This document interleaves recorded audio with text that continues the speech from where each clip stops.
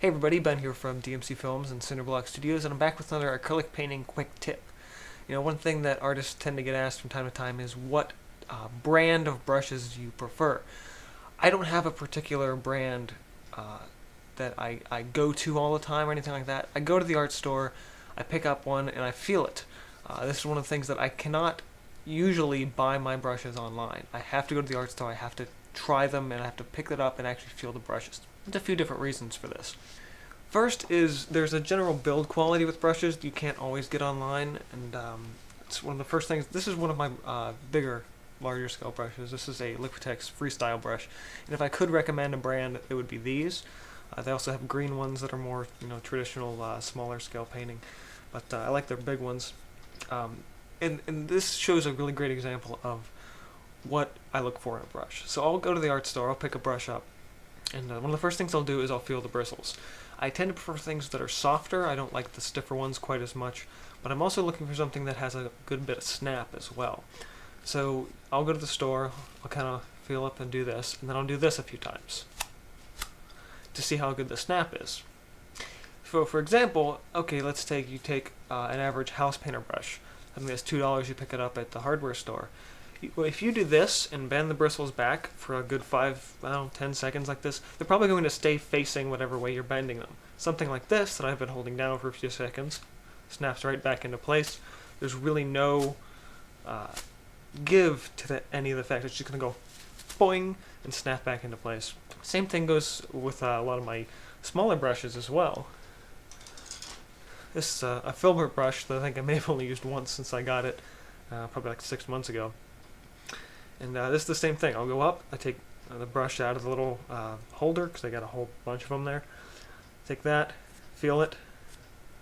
And yeah, usually what I'm doing with a smaller brush, as I'm feeling it, I'm also checking sort of the reflexes of the brush. And I can say, yeah, that looks pretty good. Kind of wiggle the fur a little bit and say, okay, that's pretty sturdy, that's not going anywhere, at least not right away. And then I kind of look at the crimp as well.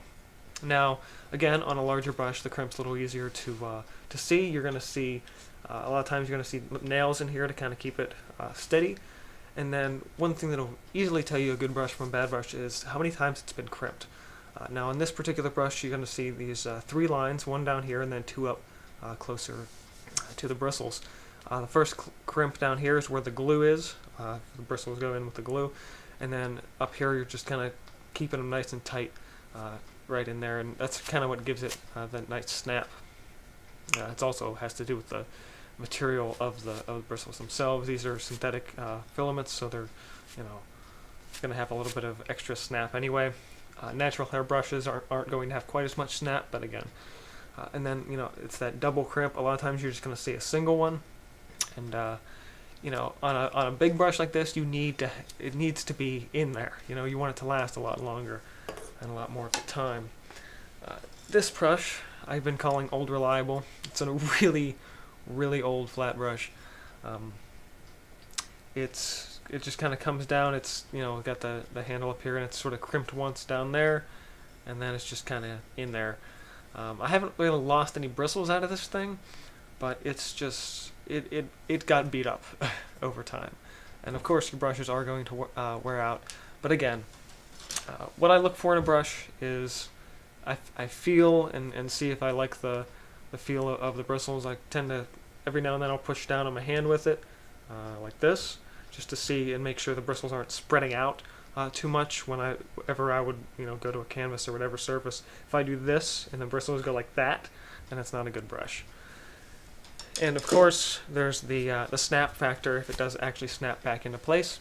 And that's what I look for in a brush. I don't particularly care for saying this brand, that brand, whatever. Really, I'm just looking for a nice quality brush that is going to last me a while, that I won't have to replace, almost immediately. So, for more quick tips for artists, tutorials, and painting process videos, subscribe here to the channel. This has been from DMC Films and Cinderblock Studios. See you guys next time.